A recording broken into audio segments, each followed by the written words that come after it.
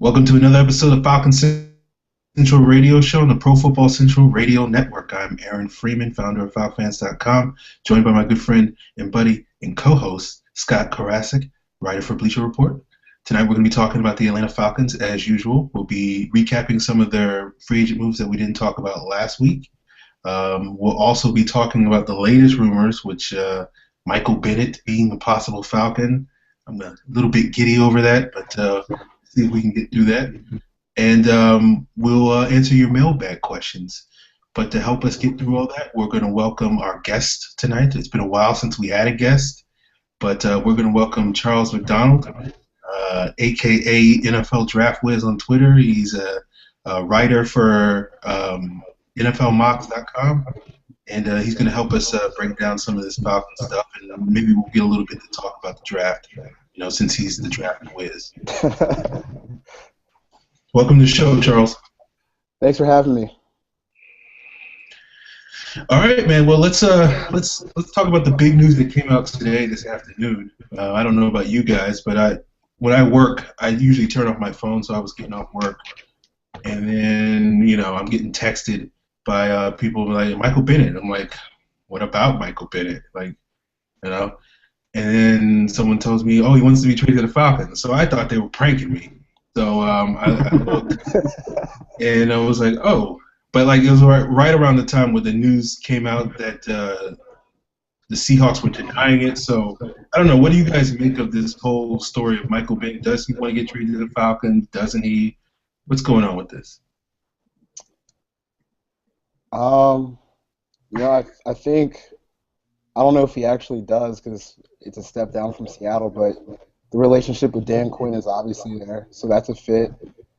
It just depends on how much the Falcons would be willing to give up for a guy who's going to turn 30 during the season. Realistically, I don't know how many prime years he has left. So I don't really know. Scott, what do you think? Honestly, I think that he might want to come to Atlanta, but I don't see the Falcons bringing him in. I'll put it that way. I don't think they're going to give up, the third round pick that his real value is, and I don't see them giving up a second round pick where the Falcons seem to think, or where all these Seattle fans seem to think that Bennett's true value is. I mean, you got the crazies who are like, we're not going to trade him for anything but Julio Jones. But there's idiots in every fan base. There's also idiots in our fan base who are like, yeah, trade a seventh for Michael Bennett. He's only worth that. It's on both sides, guys. Don't worry about it. We all deal with stupid every day.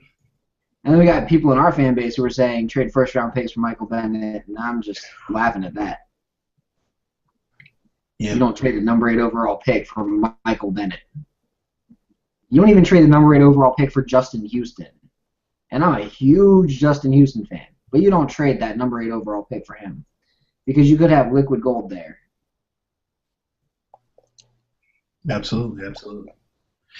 I think it's interesting, though. It's, what do you guys make of all this talk that the Seahawks are going to sign Greg Hardy? Because Greg Hardy kind of does the same thing for Carolina that Michael Bennett does for Seattle. Play outside and inside. Are they just basically we're just going to have the most dominant pass rush ever, or is there, you think there's truth to this rumor that they're getting Hardy because they're thinking they're going to replace Bennett? No.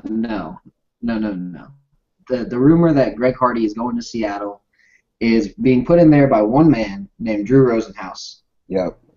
Who represents both players. Okay. And can get away with saying this crap to reporters because they go, oh, yeah, you represent these two guys. We'll believe you. That's completely agent-driven. Honestly, I don't think Bennett even wants to leave. That's just kind of how it works. I also don't think that the Falcons will end up trading for Bennett. That's just us getting our hopes up at a certain point. That being said, Greg Hardy to Seattle doesn't make any sense. Greg Hardy to Tampa Bay, on the other hand, that's something that's got some teeth to it. Or Dallas, too. They want him. They need a premier pass rusher. He's a great fit for the Tampa 2. That's something legit. And a line with Greg Hardy and our good friend Gerald McCoy up front, I don't want to face that line. No. I don't want to face that line. Well, I don't want to face any line with Gerald McCoy on it. So, adding Greg. Got Melton? No. No.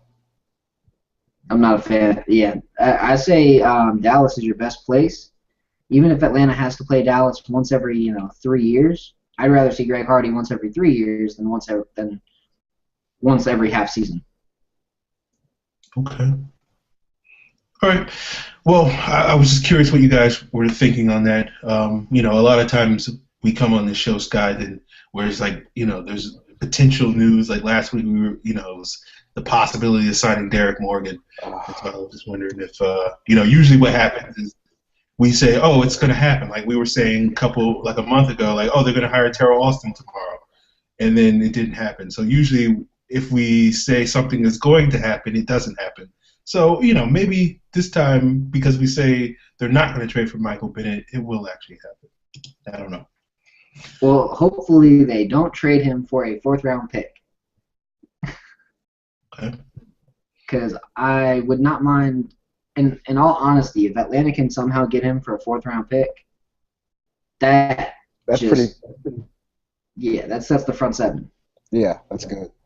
Yeah.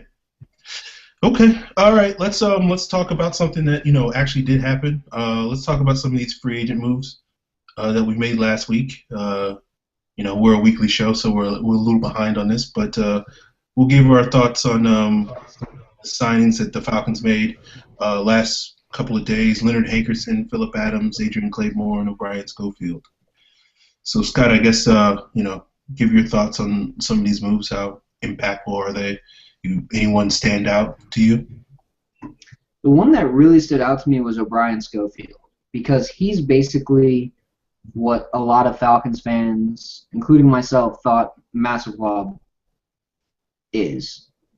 I think he could come in and he could be that starter at Leo this year if the Falcons really wanted him to, and then draft a guy to learn from him and be that guy.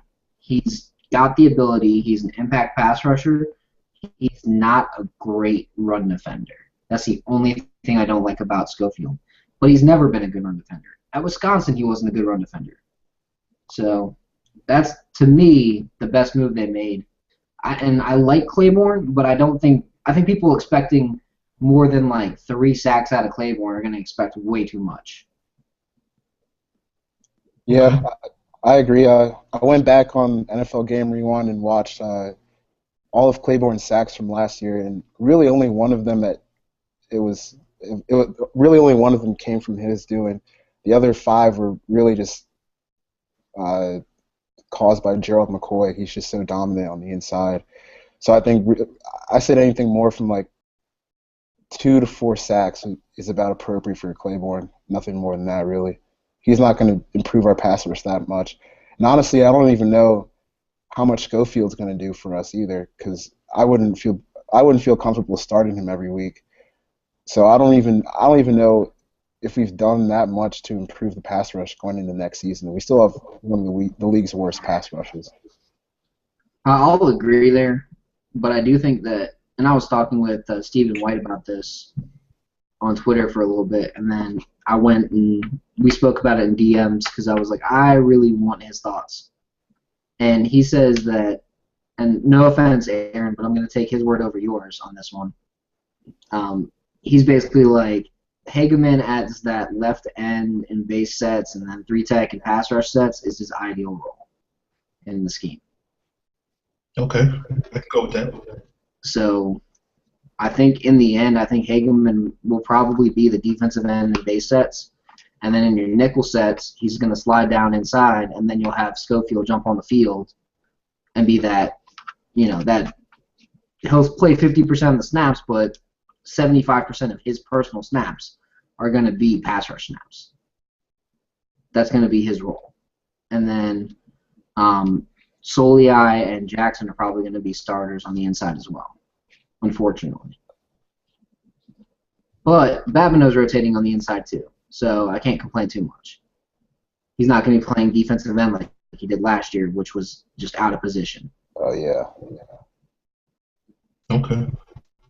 It'll be interesting. I think, I've been saying for a while, though, I think Hageman could play that base defensive end spot. And I thought that would probably be his best chance to be a starter this year. And I certainly would take him over Tyson Jackson. Because, he actually can, I'm not a huge fan of Hageman's pass rush potential. I don't think he's going to be a big, prolific pass rusher, but he's way better pass rusher than Tyson Jackson is already. So, I think that's probably positive if he can sort of push Jackson at that defensive end spot and then, rotate inside in passing situations because outside of Babineau, the Falcons don't really have a interior pass rusher. Mm-hmm. So, this is where Steven agrees with me in that, yeah, he could be a dominant pass rusher as a 3-tech in pass rushing situations, unlike what you've been saying. Okay. All right. He could be Red Bryant plus a little bit of Richard Seymour at the 3-tech. He's like, I could see him being a 6-7 sack guy every year, which for an interior guy, that's a lot. Yeah, definitely. Where do you stand on this, Charles, on the Hageman debate? Where do you think his best position is? I'm with Scott. I like him at 3 technique. He's such an athletic freak coming out of the combine. You just gotta think that Dan Quinn can tap into some of that, get him even. I would be okay if he turns out to be a 4 or 5 sack guy per year coming from the inside, and have him play left end on the base like the Red Bryant role.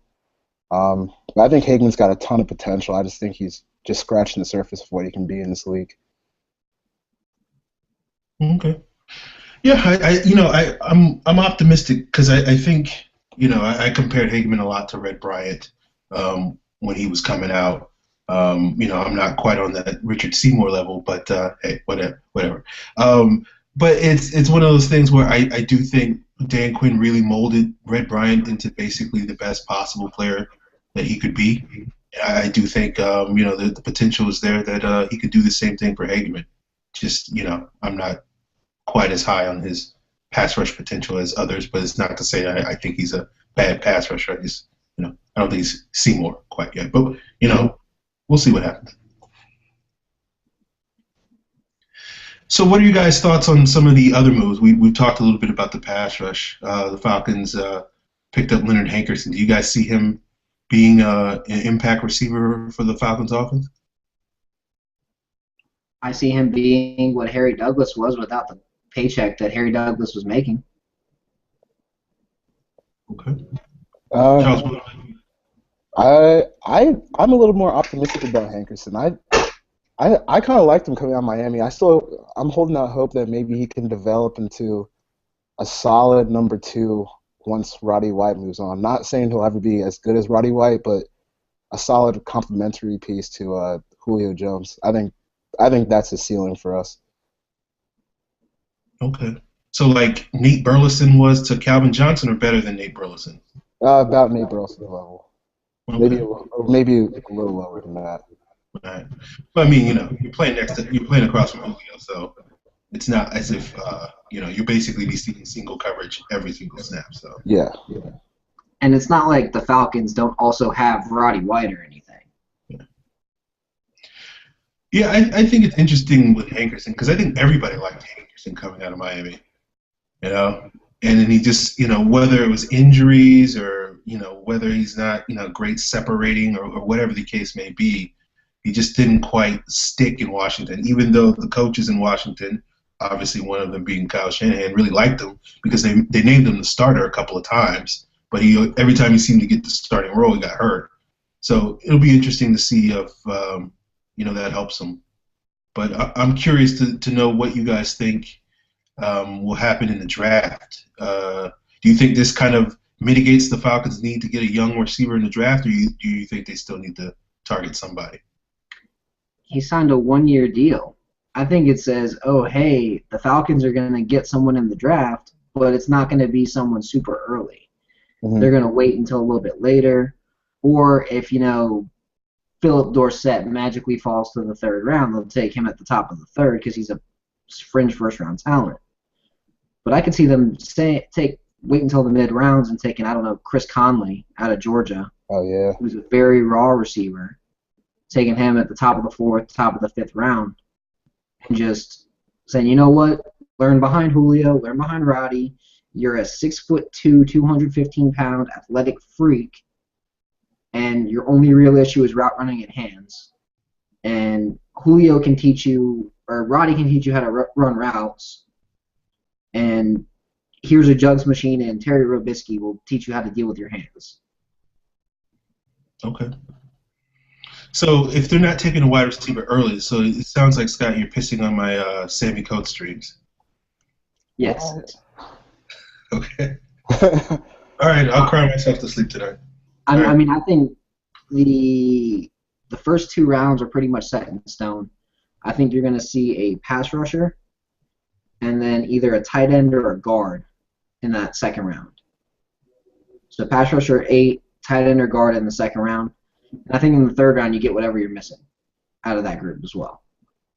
So, I mean, an example, first 3 rounds, I think you could see Vic Beasley. Out of Hobart, you could see a guy, Ali Marpet, in the second. And then at the top of the third round, you could see a guy like Devin Funchess if he falls that far, or even a Blake Bell out of Oklahoma. Which these would be shocking picks, but they would make sense. Bell isn't the burner, but he's essentially a tall algae crumpler. Okay. All right. He relies on route running. He's got good hands. He's a quarterback convert, so he understands how to find the areas in the zone that are just completely empty. He, in his 1 year starting, improved so significantly from game to game that I was shocked to see. He was rated so low by a lot of people at the end of the year, and I was shocked to see that because I go, he's gotten so much better. Like, if you watch the first game of the year and the second game and the third game and that's it, yeah, you're going to have a low opinion of the guy. But you got to watch, like, the first game, the game in the middle, and the game at the end. And you see a guy who had no idea what the hell he was doing, to a guy who was excellent towards the end of the season. I know another tight end that was like that. Jimmy Graham was exactly like that. So, interesting. Like, Jimmy Graham was terrible his first game at Miami. And then by the bowl game, he was a beast. And it was like, oh, please draft 10 Falcons. And then, of course, they didn't. So, yeah. Well, at least he's out the division for now. Yeah. His quarterback was terrible, and he's a willing blocker. He's not a great blocker, but he just moved from quarterback. Yeah. He's got upside. Charles, what are your thoughts on what Scott just said? I like Blake Bell, but I think the top of the third, he said, I think it's a little too rich for me. I'm a big fan of Eric Rowe, the defensive back out of Utah. I think if we can get him at the top of the second at 42, that would make a lot of sense. And then maybe get a guy like Clive Walford if he falls to the third. So you have, ideally, in the first round, Beasley, Rowe, and then Walford, and then maybe in the fourth or fifth round you pick up a guard or receiver. I think that would be a pretty good draft for us.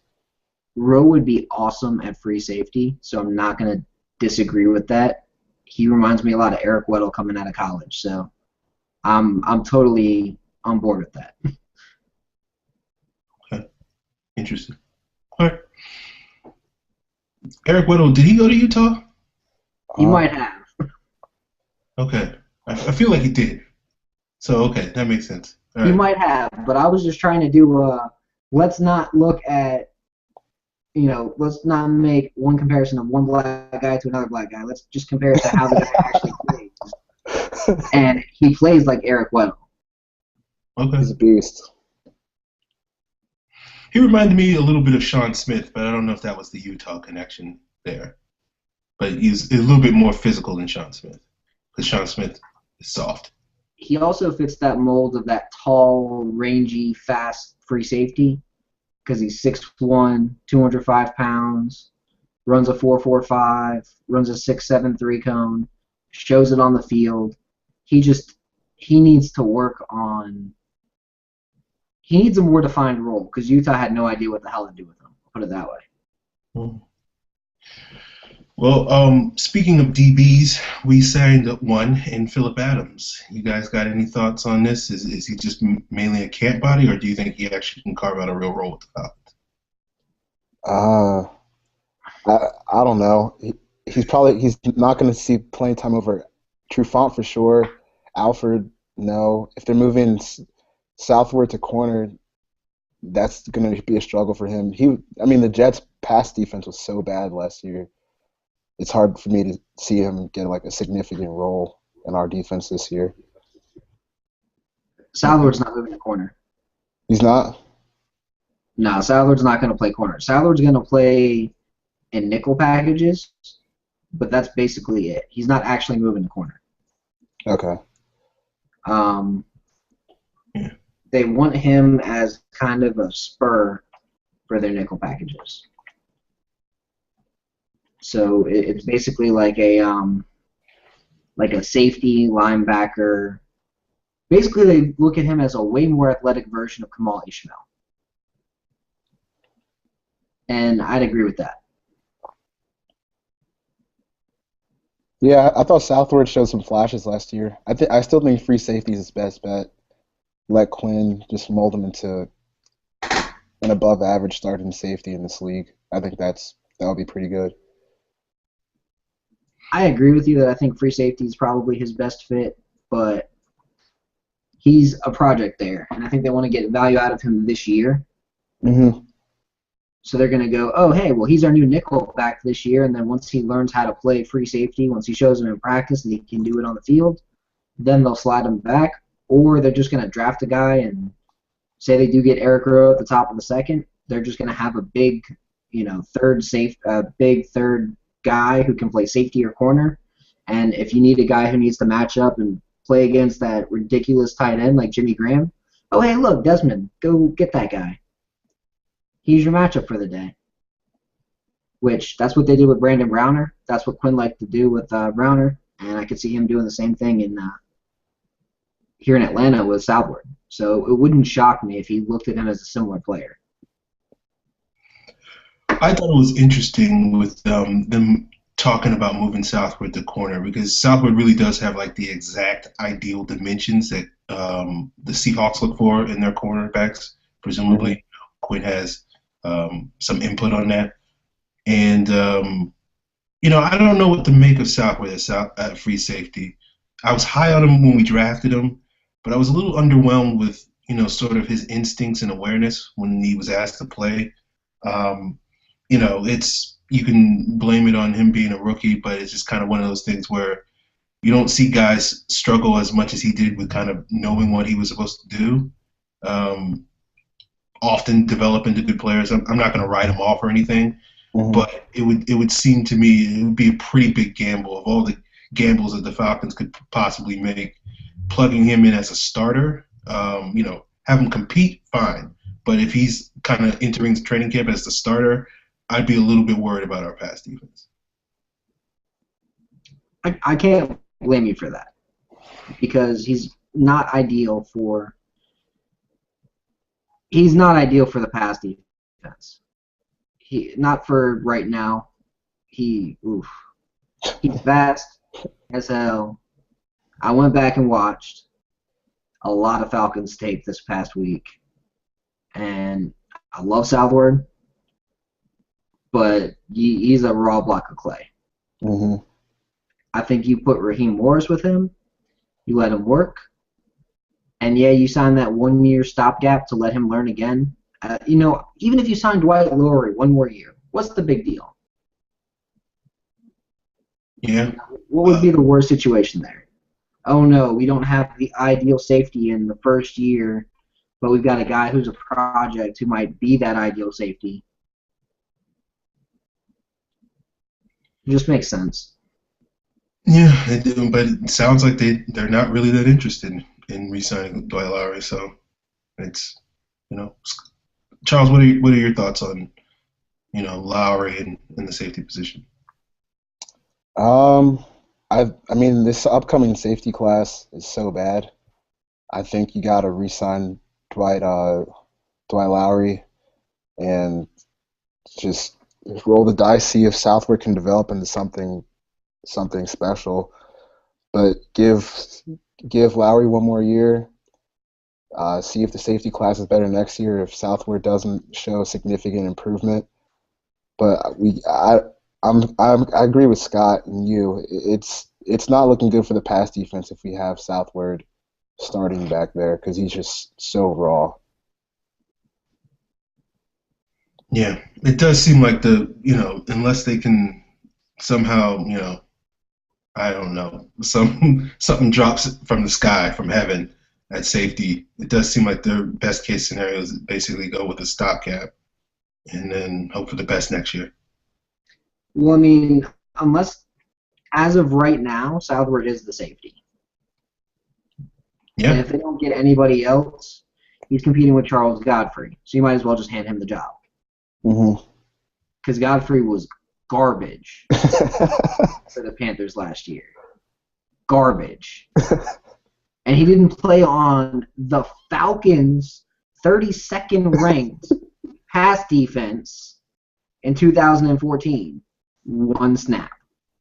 They put Sean Baker out there instead of Charles Godfrey.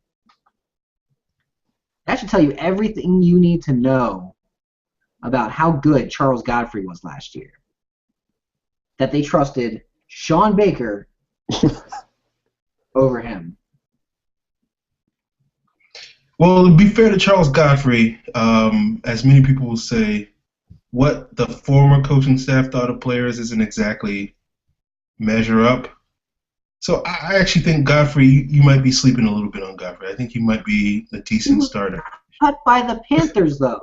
That was to be fair to him, he was playing cornerback, and he had no business playing cornerback. He has no business playing defense.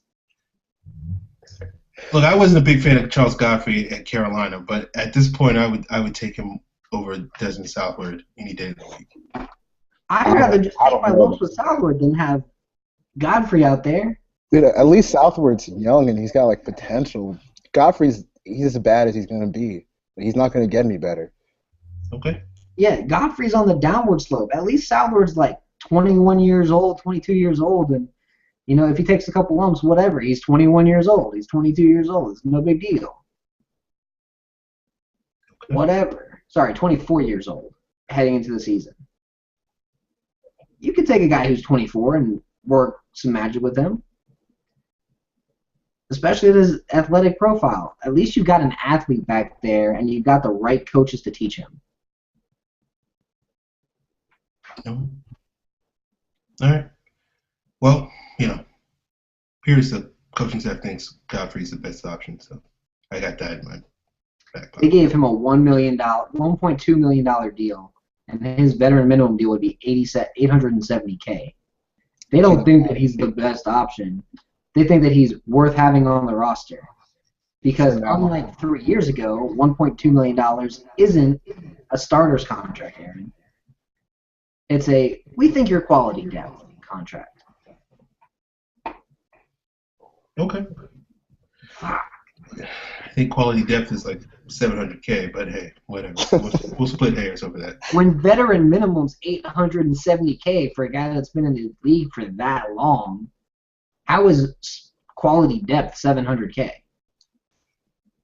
Well, I mean, you get the salary cap benefit, so it's really only he's only counting like 500 against the cap. So I mean, you're basically paying double what you would be paying if you gave him the minimum contract. So that's whatever. I don't know. Anyway, let's talk about tight ends. We can argue about Charles Godfrey for the next 4 months because I'm sure we'll have plenty of opportunities. The Falcons had Rob Hauser visit. Is he the tight end that all the Falcon fans are searching for? No. Elaborate, Charles. I mean, I don't remember who I was talking to on Twitter, some Arizona fan. They said he can't block, he can't catch, but he's fast. So, I mean, I guess that makes him better than Levine Toilolo, because Toilolo is just garbage, too. Hauser's not the answer. Maybe Max Williams in the draft, he could be the answer, but we don't have a tight end on our roster right now. I mean, you got a number 2 tight end on the roster right now. Okay, yeah. Levine Toilolo is a good number 2 tight end. He just should not be anywhere near the starting lineup. I'd honestly say Mickey Schuler probably is the starting tight end over Levine Toilolo at this point. People are sleeping on him, man. That Mickey Schuler, he can catch, he can block at like a replacement level. Replacement level is probably the most complimentary thing you could say about Mickey Schuler. He looks good in preseason every year. He does look good in preseason. I mean, he's like people probably think Mickey Schuler's like in his 2nd or 3rd year. He's been in the league for like 6 years because he kills it in preseason, but like he just can't make a roster. And they keep changing the practice squad rules to give him even more time. He's like 29 years old, still on practice squads. Yeah. Mm. Mickey Schuler. All right. Thumbs up. Mickey Schuler. Great Falcons tight end situation. Mickey Schuler. Yeah. Wow. Mickey Schuler. So what do you guys make of the whole Lance Kendricks controversy with basically him saying that the Falcons offered him more money than the Rams and the Rams gave him $18.5 million. What do you think about that? That's really troubling. I mean, that means that Dimitroff doesn't know how to evaluate tight ends at all. If you're gonna throw that much money at Lance Kendricks, I feel like how much money did I don't know how true that is. I'm gonna be honest with you. Well, I really don't know how true that is. I feel like that's him trying to say something to look like a hero. Sometimes players say things to look like heroes, and they're really not, because no one in their right mind would give him $18.5 million. or more than that. Yet Les Snead did. So I have a feeling that he was saying Atlanta gave him more money in negotiations just to get his value up for the Rams. Because you got to look at it this way. You have no competition in Atlanta. You're the number 1 tight end, no questions asked, and you're making more money, in theory. Or you have to be behind Jared Cook in St. Louis with, at the time, you have no quarterback, or it's Nick Foles, which, come on, guys, let's be honest here. Matt Ryan or Nick Foles? You make a compelling argument, Scott. I can't really get you on this one. So yeah, maybe you're right. A Shanahan offense, which features the tight end as the number 2 wide receiver, essentially, in terms of targets. You'd have to be a fucking fool to turn that down. Like, you just have to be mentally retarded to turn that shit down. There you go. All right. So, moving on.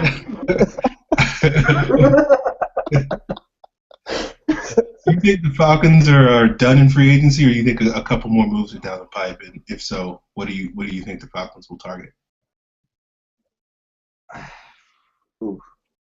I mean, there's really not much out there. Yeah.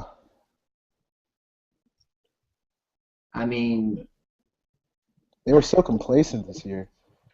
I thought they were I going don't to think it was complacency. I think they're saying we don't need to sign these big names for these ridiculous contracts. Now, they did offer Derek Morgan more money than what he got from Tennessee, and more guaranteed money, but he wanted to go to Tennessee.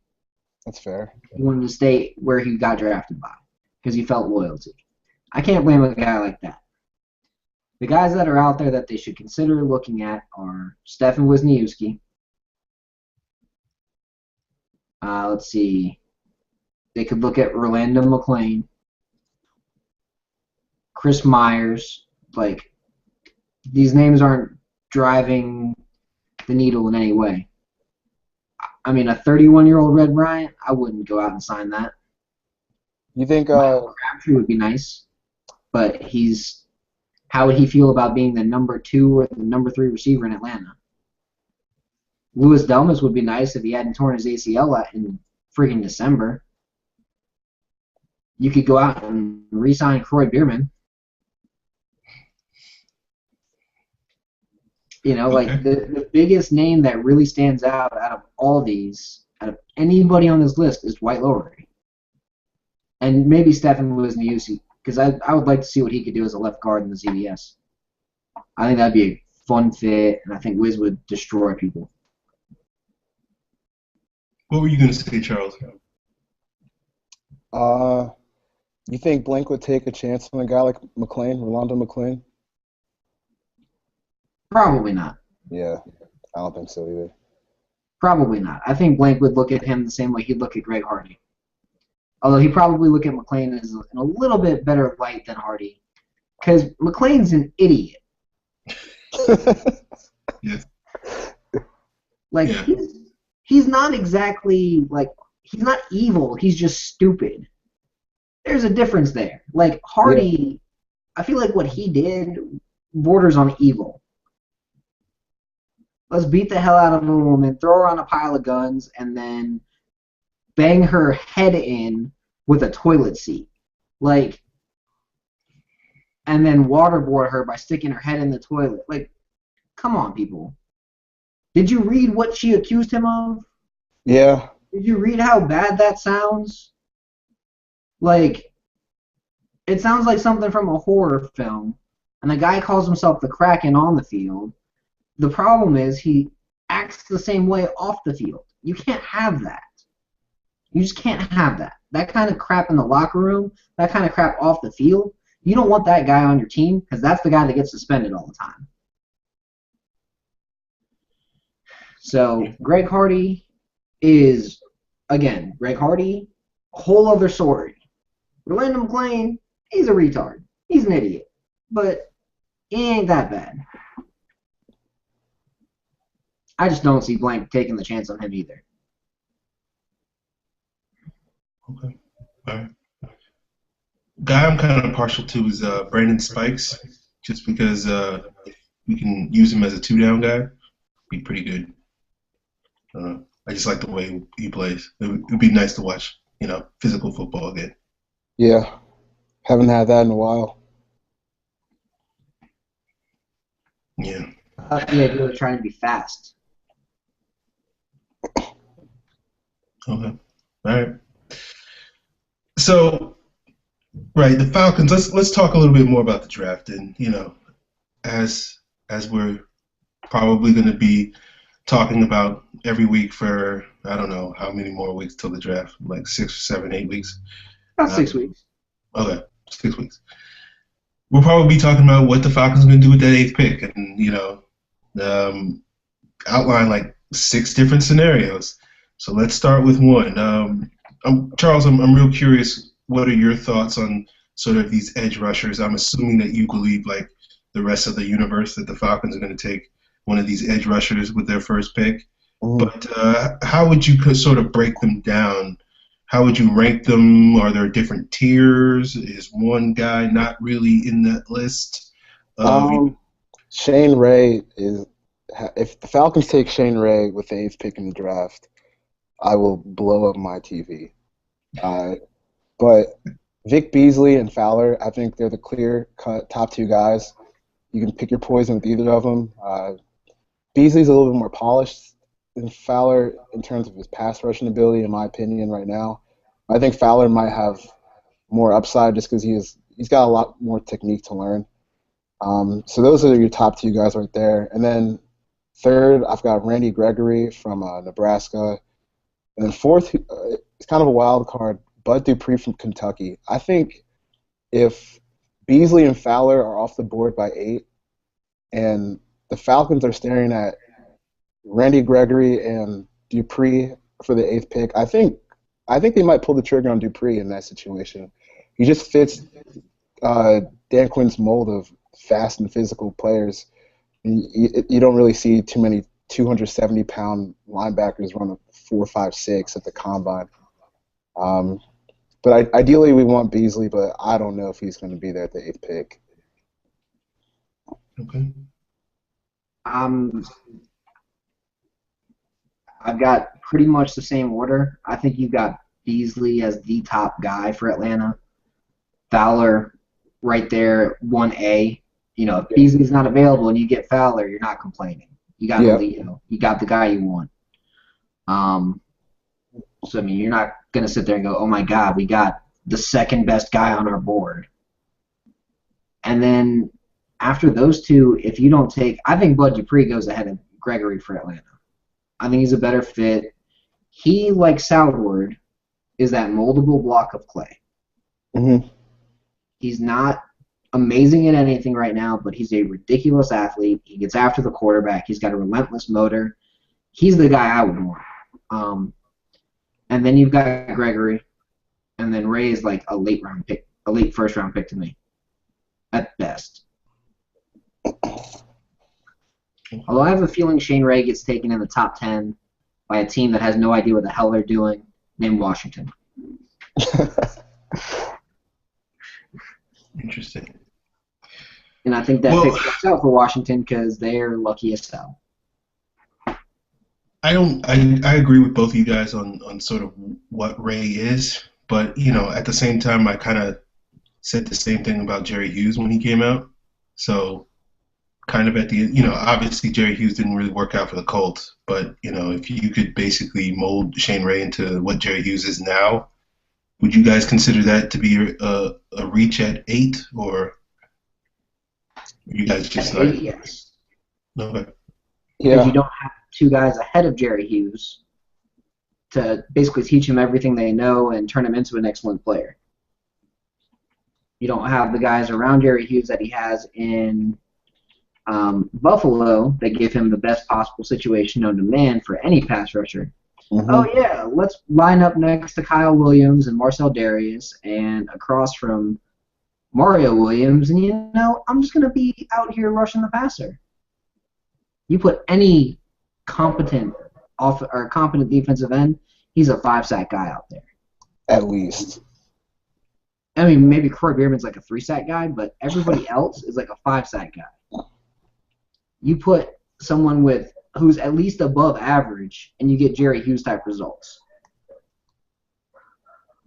Okay. All right. Another question I have. You know, I have this theory that, you know, basically because there aren't that many elite prospects in this draft, that really all these pass rushers are really kind of middle first round talents, or the majority of these guys are middle first round talents that are kind of getting pushed up the board. What are your guys' thoughts on that? Depends on who you're talking about. Yeah. Like Randy Gregory, I'd agree with you there. Bud Dupree, I'd agree with you there on film, but his athleticism is ridiculous. It's really tough to go, yeah, this guy who just destroyed every athleticism metric I've ever created is a late first round pick. I mean, at a certain point, you got to be like, this guy is a ridiculous athlete, and he played at Kentucky where coaches had no idea what to do with him. So they just kind of dropped him into coverage and had him do this and had him do this that aren't really his strengths. You put him in a role like a Leo, where it's rush the passer or stop the run, and that's all you got to do. I think you got a much better player there. Okay. Would you guys put Beasley and Fowler on the Von Miller, Robert Quinn level of talent? I've compared Fowler to both Terrell Suggs and Justin Houston. I've compared Vic Beasley to Von Miller and Bruce Irvin. So. Vic Beasley, he's not as good as Von Miller to me, because Von Miller's first step at Texas A&M was absolutely lethal. Like he would get around the. Sometimes it looked like he'd even get around the tackle before the shotgun snap was even received, which was just wild. But I think Vic Beasley is somewhere in between Von Miller and Connor Barwin, leaning a little closer to the Von Miller side for me. Barwin's a ridiculous athlete too. Yeah. So. All right. Okay. Yeah, I've seen the Beasley Miller comparisons, and I do think they would play a similar role. I don't think Beasley's quite on Miller. I think Miller was a lot much more stronger, even though I know Beasley had a pretty ridiculous bench press, but it doesn't really, I don't know if he's that physical. He kind of relies more on the speed and power that can be developed, obviously. But I think Von Miller was a lot more polished and a lot, yeah, just a physical specimen more so than Beasley is. But I do think, I said they're kind of mid first round players because I think Quinn was the 13th overall pick in his draft, which was a pretty top heavy draft class. I think Pierre Paul was taken in the teens, so it's just one of those things where you hear Dupree kind of being compared a little bit to JPP as far as like being this ridiculously raw athlete, and so it just makes me wonder a little bit if these guys are going to wind up being top 5 picks. Is it really because they're that talented, or is it because there isn't a premier left tackle?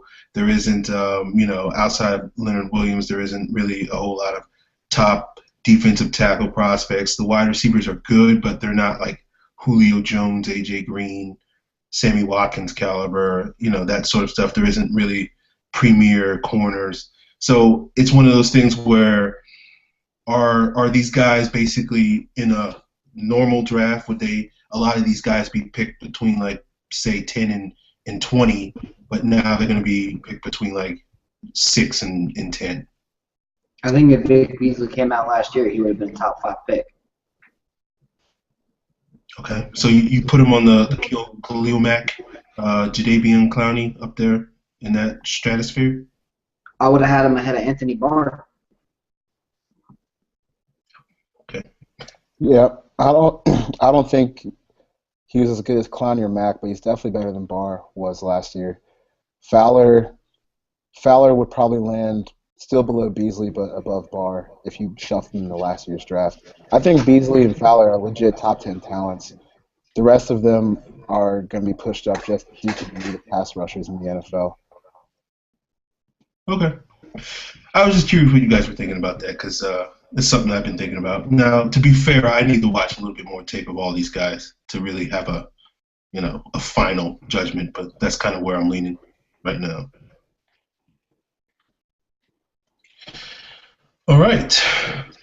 You think it's time to get into these mailbag questions? Yeah, probably. Mm-hmm. All right. Javon Butts at HitmanJ93 asks, do you think with the free agent pickups we've made, do we take a bigger approach on Bud Dupree in the first and Max Williams in the second? I mean, if Bud Dupree's there in the first and the other guys are gone, then Bud Dupree in the first would be great. He's big, he's fast, he's physical. Max Williams in the second would be great. He's big, he's fast, he's physical. I don't see Williams being there in the second. And honestly, I think Dupree's going to end up going at 7 if the Bears don't go with the wide receiver. Okay. Charles, what are your thoughts on that? Yeah, I mean, Max Williams would be nice at 42, but I don't really see how he falls that far. He's easily the best tight end in this class, and he's legit. I think he's a legit like top 32 player in this class. So the positional need is going to get him pushed up a little bit. And I think it's interesting to think about. There's between Tennessee and Atlanta, every team could pick a pass rusher there. See Jacksonville, Oakland, Washington, Jets, Chicago. I mean, there's a realistic chance that the only pass rusher left on the board for Atlanta might be Shane Ray. And if that's the case, then you got to pull the trigger.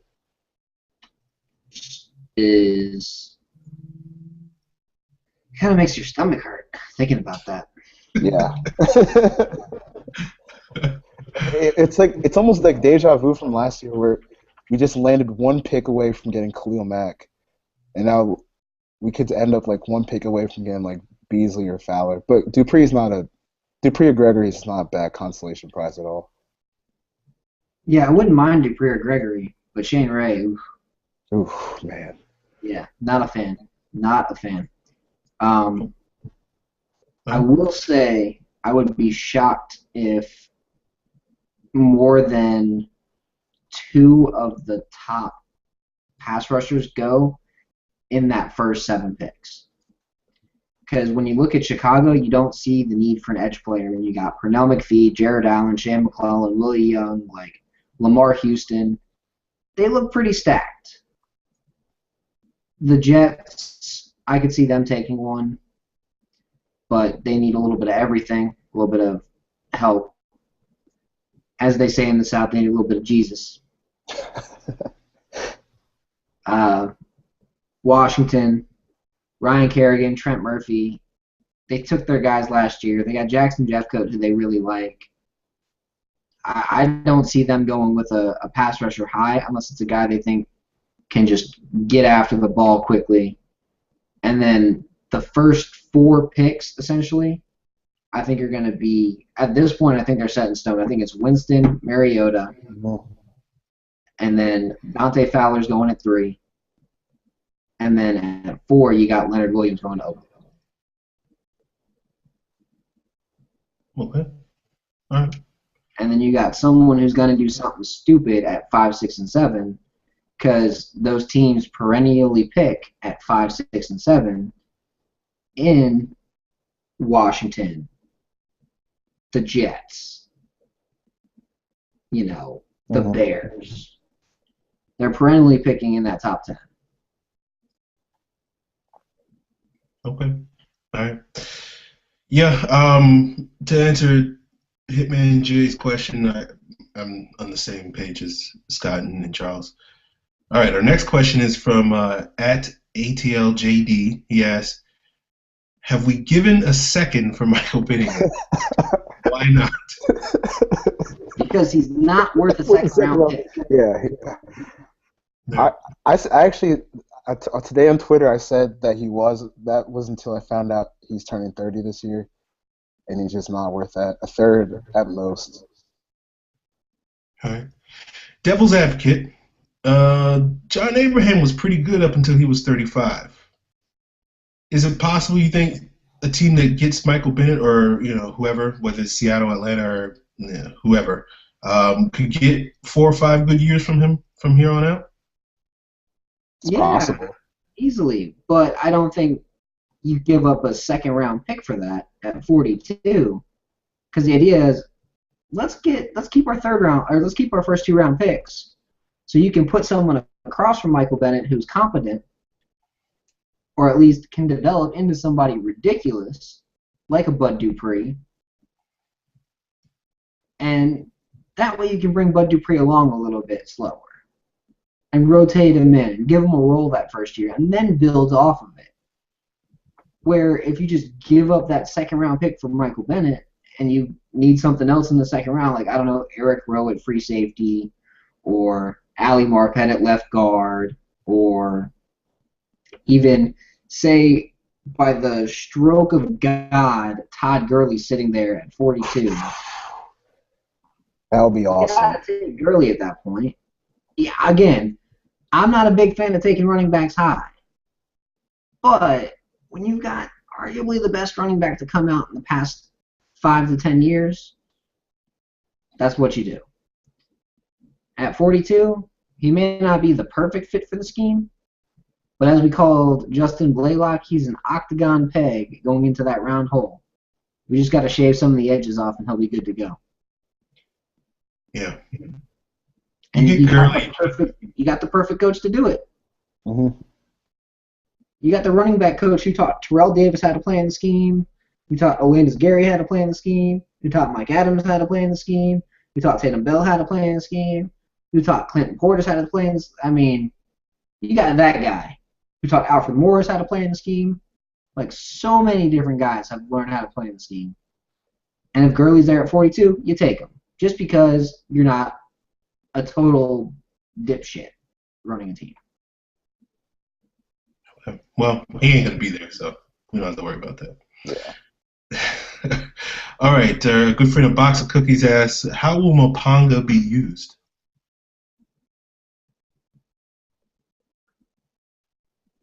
I don't know if he's even going to be on the roster. Yeah. A little bit too early to ask that question. Okay, interesting. If he's on the roster, I think he's a rotational Leo. Or he's that 53rd man who just never sees the light of day.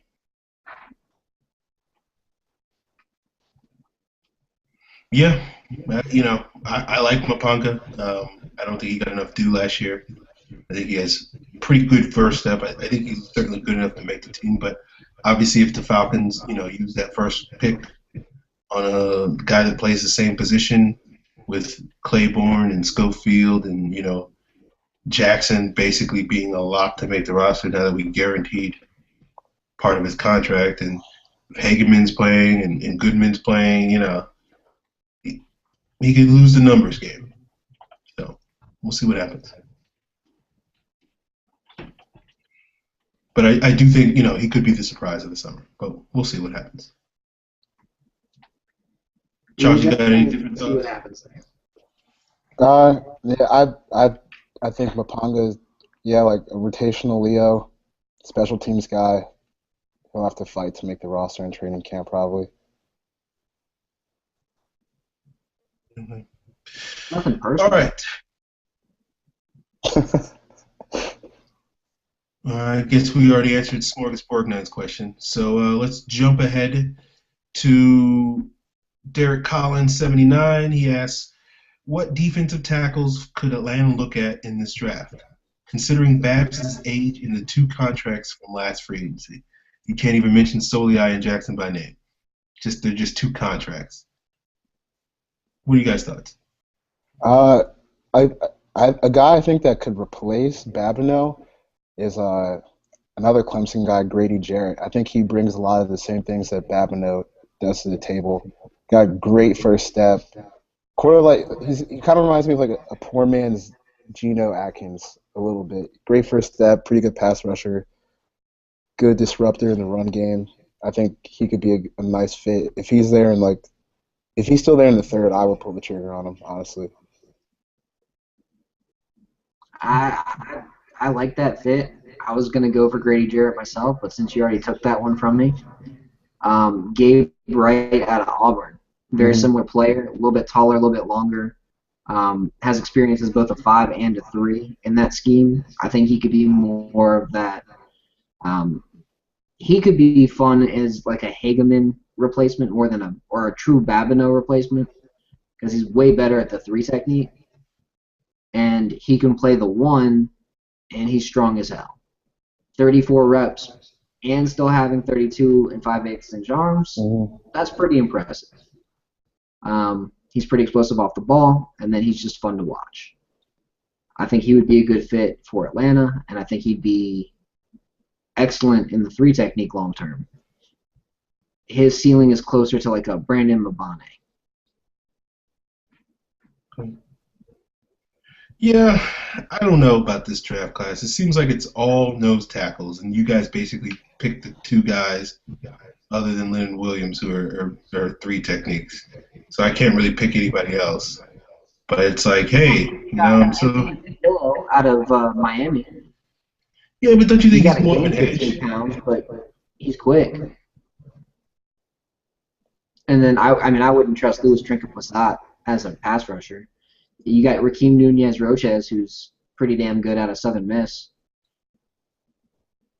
That's true. He plays for Southern Miss. And you got Derek Lott out of Chattanooga, who, despite being built like a nose tackle, he's pretty damn fast. Yeah, he's 6'4", 314, but he runs that good 3-cone that Thomas Dimitroff loves. You do love that 3-cone. He does love the 3-cone. I'm just saying. Chicks dig the long ball. Thomas Dimitroff loves the 3-cone. All right. At Smooth Salcero asks, if we end up not getting a starting worthy tight end in free agency, what do you think we should do in the draft? Worth a 2nd round pick? if Clive Walford is there at the second round pick, I would keep an eye open for that. He's very good. Devin Funchess there too would be awesome. Honestly, just give me a second round tight end or someone who can go out and catch a ball and run the seam. Yeah, I'm with you there. If we can't get anybody in free agency, at this point, it doesn't look like there are really any viable options left. We got to go second round in the draft, probably. I mean, third at the latest. I definitely think Max Williams is worth that second round pick, but as we said earlier, he probably won't be there. I think Funches is probably worth it just because you're gambling on upside, even though he probably isn't a day one starter as a tight end. He's more basically you have to flex him out and use him like Jermichael Finley or Julius Thomas or whatever the case may be. I don't know. I'm not a huge fan of Walford. He's okay. He's fine. I think he would be a reach at 42. I think he'd already be a reach in the third round. I think it's basically because the tight ends are so trash this year that basically he's a fourth, fifth round talent that's getting pushed up the board. But that's my opinion. I don't know. He's okay. He could be a decent above average starter, but I don't see him being certainly not a guy that's going to come in right away and be a quality starter. And he could be kind of more like a career, a quality number two type of dude as opposed to a true blue starter. I don't know. Mm-hmm. Like the player he reminds me a little bit of is Brandon Pettigrew, who's a decent starter, but no one's going to be like, oh man, I'm so happy we have Brandon Pettigrew as our starting tight end.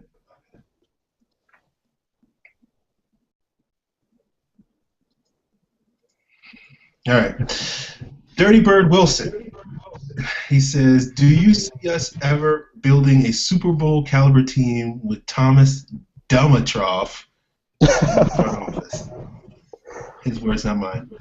As long as we have Matt Ryan at quarterback, we'll have a shot to make a run if the defense is somewhat respectable. And Dimitroff has something to do with that, but I give him a little more credit than calling him Dimitroff. Yeah, to be a Super Bowl team, basically you need a quarterback. You need to have a little bit of explosiveness on your offense. As long as Julio Jones is on the team, we'll have a little bit. Hopefully we can have a lot more bit as we get some more playmakers on the offensive side of the ball. And you got to have a good defense. Obviously, we don't have a good defense. That's the biggest worry right now. And, basically, depending on how long you think it'll take for Dan Quinn to build up that defense, that's your timetable of when the possibility of us having a Super Bowl caliber team.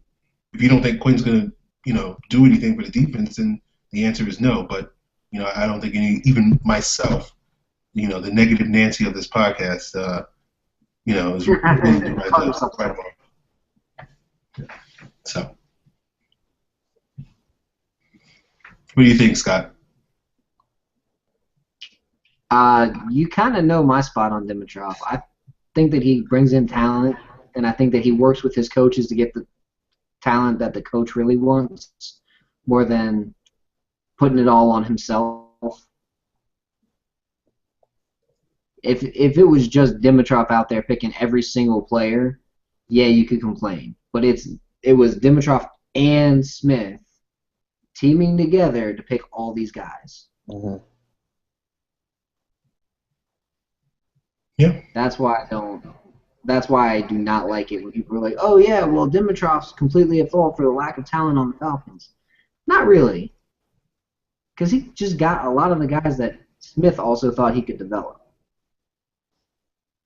Or that Smith said, oh hey, yeah, we're good. Let's take Croy Bierman, which at the time, Croy Bierman still looks like a good pick based on what he turned out to be for a fifth rounder, but you shouldn't be relying on that guy as your primary pass rusher like they did last year.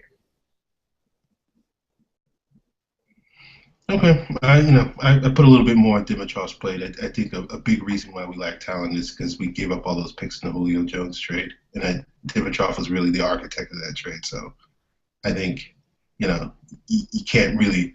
I mean, I understand what you're saying. Like it's not all one guy, but he's pretty culpable for the issues that the team is. He ultimately it's his responsibility to make sure that the team has talent, and I think he failed in that regard.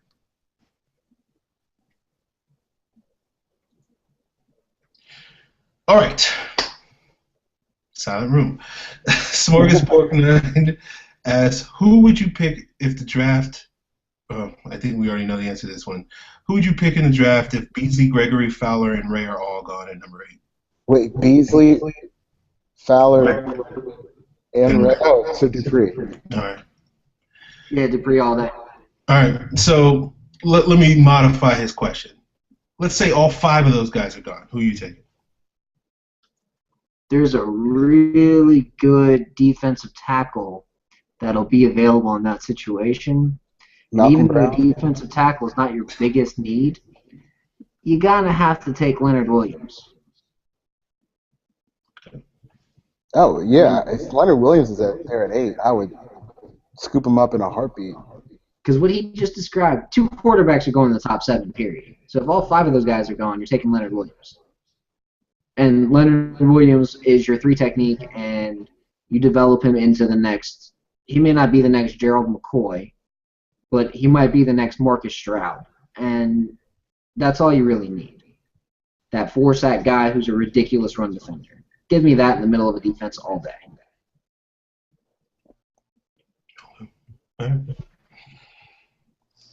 Okay. Yeah, I guess, if you're convinced that, there's no chance that one of those quarterbacks drops in that scenario, then yeah, you're right. Leonard Williams is probably there. All right.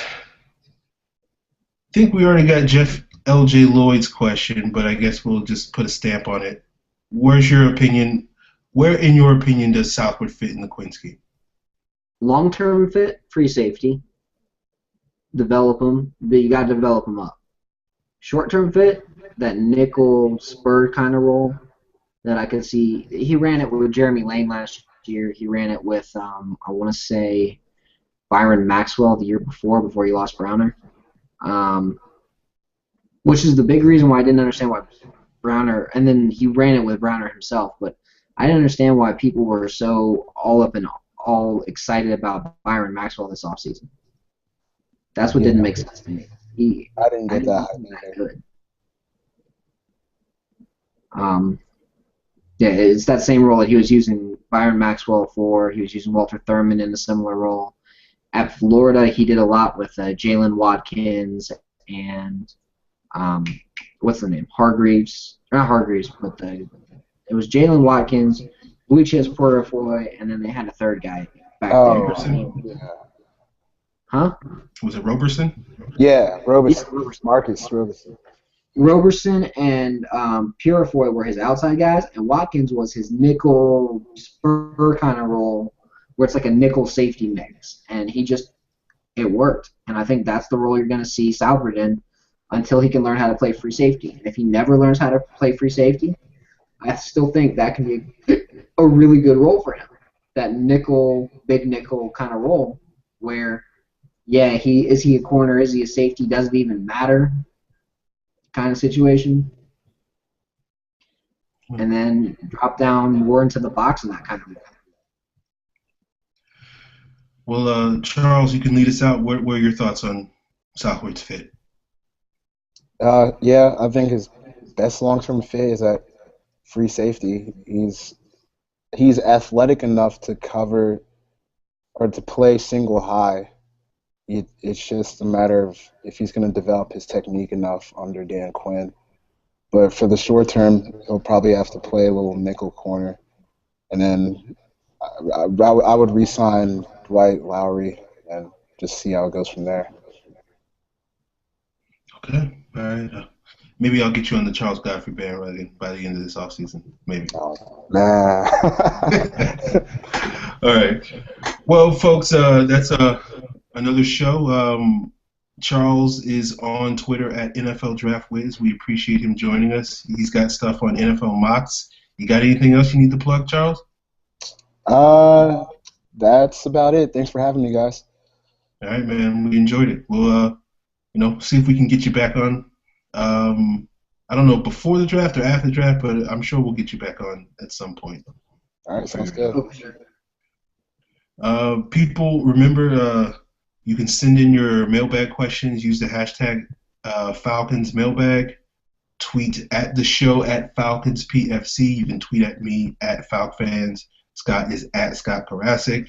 If you want to hassle Pro Football Central about why it's not on iTunes, you can tweet at PF Central. That's basically it. Check out Charles' stuff on NFL Mocks, my stuff on FalcFans, and Scott's stuff on Bleacher Report. And we'll be back next week to talk a little bit more about the draft, and hopefully we'll get at least one free agent signing that we can talk about. So. Yes, because draft stuff for 6 straight weeks is kind of, yeah. You're kind of frustrated after talking about it all year long.